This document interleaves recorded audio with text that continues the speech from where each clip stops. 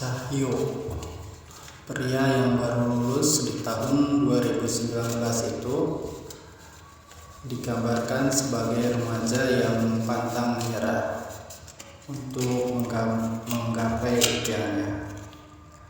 Meski tak diterima di jalur SBMPTN 2019, Cahya terus giat belajar untuk bisa kembali mencoba kesempatan itu di tahun berikutnya. Di sela waktu, Cahya selalu belajar dan mencari uang untuk mencukupi kehidupannya. Singkat cerita, Cahya bekerja di sebuah perusahaan yang terdapat di kota Kalimantan. Dirinya bekerja sebagai staf di perusahaan tersebut. Namun tak berlangsung lama, yakni hanya sekitar 5 bulan saja, pada saat bekerja, Cahyo selalu pulang setiap jam 11 malam ke atas. Mungkin pulang jam kerja tersebut merupakan hal yang lumrah bagi kebanyakan orang.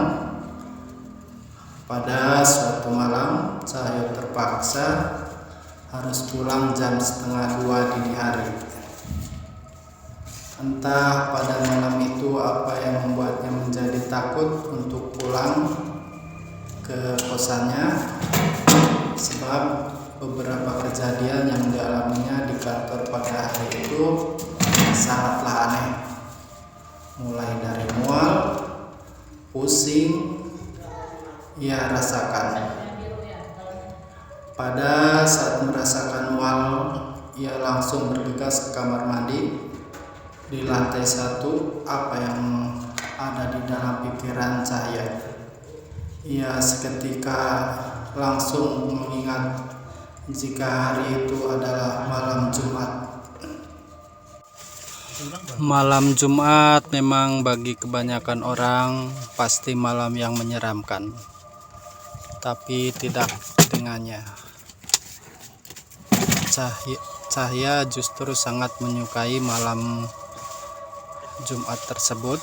Semenjak kecil, malam Jumat menjadi malam yang baik dan malam yang penuh kesenangan baginya. Pada saat di kamar mandi itu, ia berpikir mengapa malam ini tidak begitu menyenangkan dan terasa ingin pulang ke rumah sangat berat. Bagaimanapun keadaannya yang letih, capek, pusing, ia harus lewati. Hingga akhirnya malam itu pukul 1 dini hari memutuskan untuk pulang bersama rekannya. Ia selalu pulang bersama rekannya sampai 1/3 malam. Dia pulang bersama rekannya di pertigaan jalan samping kantor. Malam itu ia pulang paling terakhir dan motornya harus mogok hingga harus di starter lebih dulu hingga 10 menitan. Setelah motornya bisa diatasi dengan kepala pusing, Cahya harus melanjutkan perjalanannya dengan berlahan-lahan.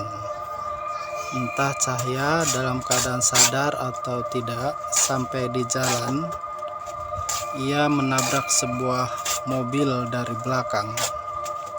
Cahya terjatuh dan seperti ada benda berat yang menimpa tubuhnya dari belakang. Saat melihat ke belakang, ternyata ada si Mbah yang mirip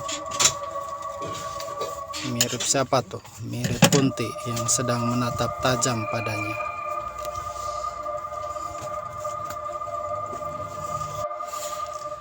Ia tak tahu harus berbuat apa dan hanya bisa terdiam saja.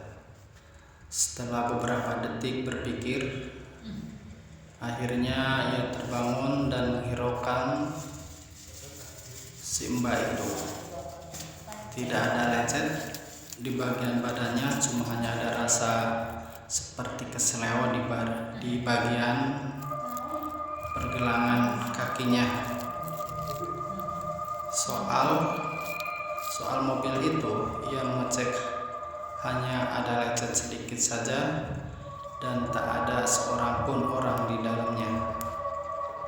Apalagi posisi mobil itu berada di samping jalan dengan kebun kosong dan tidak ada orang satupun di jalan tersebut.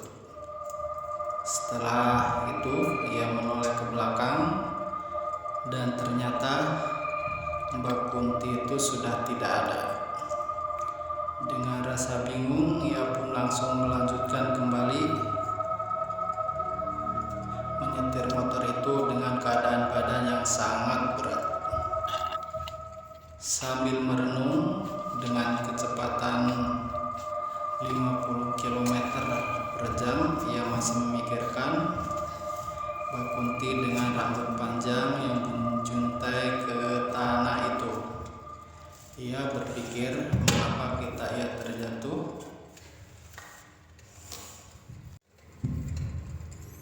Ia berpikir mengapa ketika ia terjatuh, Mbak Kunti juga ikut terjatuh di belakangnya.